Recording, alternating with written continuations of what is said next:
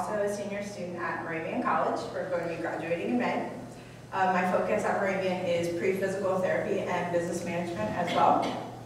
And then when Brittany introduced me to this internship opportunity, I was really excited as well because I've always been really interested in working with animals. I've grown up my whole life having pets, and I love dog sitting, dog walking, just anything involving animals. So this was a really good opportunity for both of us to take together. So the internship that we took up this semester is involving with Peaceable Kingdom. They're a no-kill animal shelter in Whitehall, and their biggest thing is working with the low-cost spay and neuter services. One very controversial issue is no-kill shelters, and two of the only ways that Peaceable Kingdom will ever consider euthanizing an animal is if an animal comes in and they're seriously injured or very sick to the point that even extreme surgery can't even fix it for them, or if they have a behavioral disorder that would cause them to bring harm to themselves, to other animals, or also the people that they're working with. Another notable feature for Peaceable Kingdom is their low-cost spay and neuter. They provide these services for anybody around the community. Overall, Peaceable Kingdom works very hard to provide shelter for all these animals in the community while helping them to find their forever homes. But we'll discuss that more later on in the presentation. So recently they've been faced with a few problems, unfortunately. They're only a few months away from losing their current facility, and they're pressured by time and very limited by funds to find their new location. Although it is very unfortunate that they are losing their current facility, it gives them an opportunity to find a new location that will give them more space. Right now the animals are piled on top of each other in crates, and the rooms are very small, so they do want some more space where the animals can just roam free and just have fun and play and live a great life while they're there. In addition to also losing their building and looking for new space, they are looking to implement some new programs. As part of the internship, Brittany and I are working very hard to help raise the money so that the shelter can put these programs into action, which we will also discuss more of them later on. So the adoptions specifically from the shelter we got from the cat and dog managers that are there, because they each manage different parts of the shelter. And these were the numbers they came up with. For the past year, they've adopted out 280 dogs, almost 400 kittens, which is amazing, and at least 93 cats. We don't have the updated, this was in February when we wrote everything, and they've probably had more since then. We have found that they adopt out approximately as many as they bring in, so they do maintain pretty close to capacity, but they do have a very high turnover, so a lot of people do adopt pets from them on a regular basis. They do still have a lot of pets without homes, though. Like I said, they're usually at capacity. So what they do is that they try really hard to take the pets to PetSmart on weekends, and they do adoption days there. PetSmart works with them to try and help get some of the animals moved out so they can go to what Rachel calls their forever homes. And it's a lot of fun. They get a lot of volunteers that go and help them with that, so it's really involving with the community. The problem that Peaceable Kingdom tries to address is a lot of the abuse that goes on with animals. These are national statistics from the United States that the ASPCA has done research on. The top 3 are neglect, shooting and hoarding, and mutilation and beating. They're all very terrible things, and they do happen for a lot of different reasons. But I think part of the reason that they happen is because people don't realize there are places they can take these animals, like Peaceable Kingdom and others, that they can surrender these animals in an appropriate way. They don't have to abuse them, they don't have to hurt them, and they can take their unwanted pets or stray animals even and let someone else take care of them. They don't have to do these things. Now there is a difference between the statistics I have there and the graph, because the graph is updated from 2012. These statistics I have are from 2011. So some of them have shifted, and it's just absolutely horrible that these things happen. And a lot of the problem is, you're okay. A lot of the problem is that people don't know, or they have some kind of, sometimes mental disabilities that or psychological problems that they don't realize what they're doing is so wrong. But it does happen, and the problem is that so many animals enter shelters. And there is a difference. There is a difference for these animals. 5 to 7 million enter the shelters annually, but there's a difference between surrendering the animals and abandonment.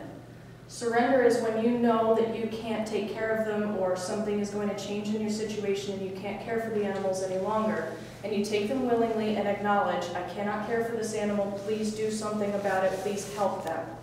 Whereas abandonment is sneaky, it's neglectful, you drop them off, you leave them, you don't want to be acknowledged, you don't want people to know that you're trying to do the right thing, and it's actually against the law. People will go to jail, and Peaceable Kingdom in particular will prosecute if they catch you dropping animals off without going in and saying, I cannot care for this animal, can you do something about this? Because, as you can see, almost half of the animals that enter shelters go into shelters where they can be euthanized, and they are, because they simply don't have the capacity to keep caring for them. They don't have the space, they don't have foster homes available to place the animals temporarily. So what we're looking at is that companion pets make up 21% of the 63% of animals that are in households. That was a statistic on the last slide. 63% of households in America have household pets. 21% of them are a result of adoptions from shelters, friends that have bred animals, whether it was on purpose or mistakenly. Sometimes you have litters you didn't expect, and people will adopt animals out that way, say, can you take this kitten, can you take this puppy? And a lot of people do. Sometimes they can't, it's understandable. But companion pets are a great thing for a lot of families. They're good for any age group at all. They can teach children responsibility. They can be your best friend. They can replace something you might have lost. And it's a great thing to have when you have these pets that are so understanding and so caring for you, no matter how you're treated, no matter how they're treated. They really don't care. They will love you always, no matter what.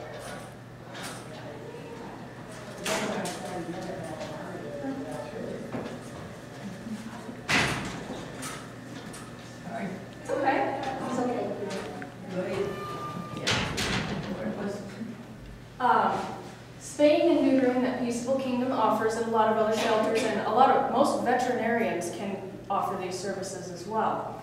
What we wanted to point out is that the services to have your pets spayed and neutered so that they don't reproduce unnecessarily is less expensive than to raise the unwanted puppies or kittens for less than a year. So it really is beneficial to take the extra money or even seek out the lower cost services and have them fixed so that you don't have to worry about taking care of animals you don't have the finances to care for. It's quick, very oftentimes takes less than a day. You can drop them off in the morning and they'll be ready by the afternoon to come home. It can be cheap if you look for services that offer low cost, and Peaceable Kingdom actually has a sliding scale. Some people that are on a fixed income, or some of the younger population on disability, any of the veterans and things, they all get discounts so that they're only covering exact costs. And then there's other people, like say when I graduate, I'll probably have a job of some sort. I would pay full price because I have the finances to do that. So they use a sliding scale to go by how much you're able to pay. And what Peaceable Kingdom does with this service is they kind of lower the rates of the drop-offs, the abandonment, because they're preventing these unwanted litters from happening. So the abuse statistics go down, and the neglect and abandonment goes down because there are no unwanted pets being reproduced. So what Peaceable Kingdom specifically does to play into this is that they do a couple things. They work with the community to spread awareness like we're doing, to try and tell other people about what they do. They also work very hard with volunteers to make sure the animals are properly cared for. Sometimes they provide foster homes where they can go temporarily so that someone doesn't have to leave them at the shelter. If there's an emergency or something like with Hurricane Katrina, there are shelters that provide temporary foster services so you don't have to worry about where your dog is, and they will take care of them. They also have staff to do a lot of fundraising for emergency surgeries. If your pet gets hit by a car, they will try to perform the surgery for less money than what your veterinarian would charge you and try to fix them, and they provide recovery. So if the animal is hurt, they can watch them and babysit them with proper medical care until they're better and can go home with you. Okay, so a little bit more about Peaceable Kingdom's mission. As Brittany said in detail, their main mission is to offer the low-cost spay and neuter services. They're really trying to raise awareness so people really understand what the seriousness of this situation is. Another is expanding hygiene care. Every time the animals come in, they are always given their vaccinations. They make sure that the animals don't have any fleas or ticks or ringworms that could be transferred to any of the other animals that are in there. If they do come in and have that, they have separate rooms which the animals are separated into and cared for until they can be placed with the rest of them. As before, I mentioned that they were trying to implement some new programs, and one of them is to provide dental care for these animals. A lot of the time they come in and they have really bad smelling breath, and it's really bad, and a lot of them are losing their teeth, so they really want to try to implement this program, which right now, like I mentioned, they don't have the funds to do it, but they're really faithful that they'll be able to do it in the near future. They have a lot of volunteers and vets that are willing to come out to the shelter and help out with them, so that's really beneficial for them. So over the past couple of years, as Brittany and I both said, we are business management majors. So everything that we've been learning at Moravian has really been helpful for us. We've put a lot of our ideas and our learnings into this internship. One of the main ways so far is through marketing.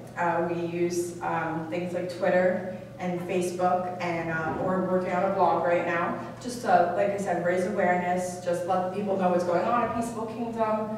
When new animals come in, we tell everyone about it. It's really nice. And then we also, actually in January, in the beginning of our internship, we put out a newspaper article in the Express Times and just told everyone a little bit about what we were doing. And you have no idea the amount of people that came back, and we had such a positive response about it. People were trying to give us their ideas of how it could help us. They wanted to make donations for items and just to see how they could help out around the community, and it was really beneficial for us as well.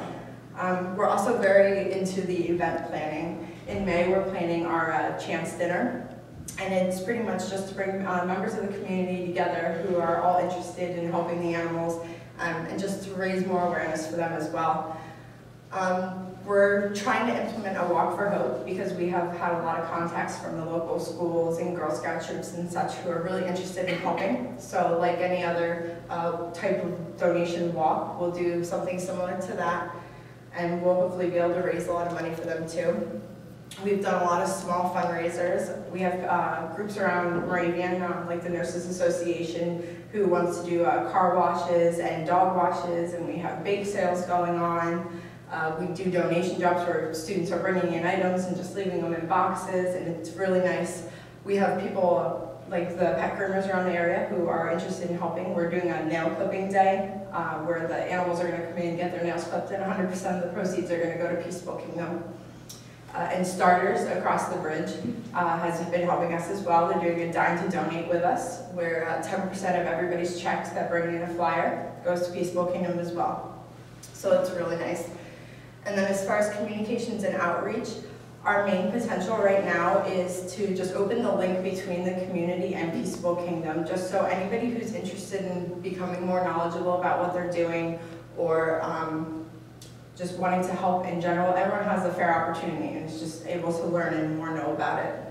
And then our other big communication now, community outreach, is our dinner that we're going to be doing.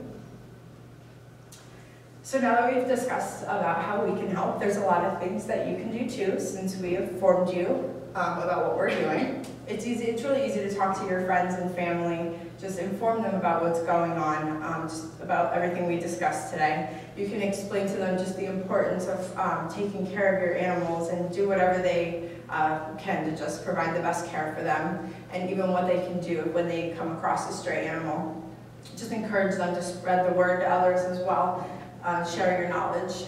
It's also very important, if you have pets or know anybody, then just to care for them as well as you possibly can, just to let them know that they're loved and they're a cherished friend, because not all animals have this opportunity to be unconditionally loved. So it is important that we work together as a community to give these innocent animals another chance, because community hearts are never close enough. So thank you for listening to our presentation. So if any of you have any questions or anything, we will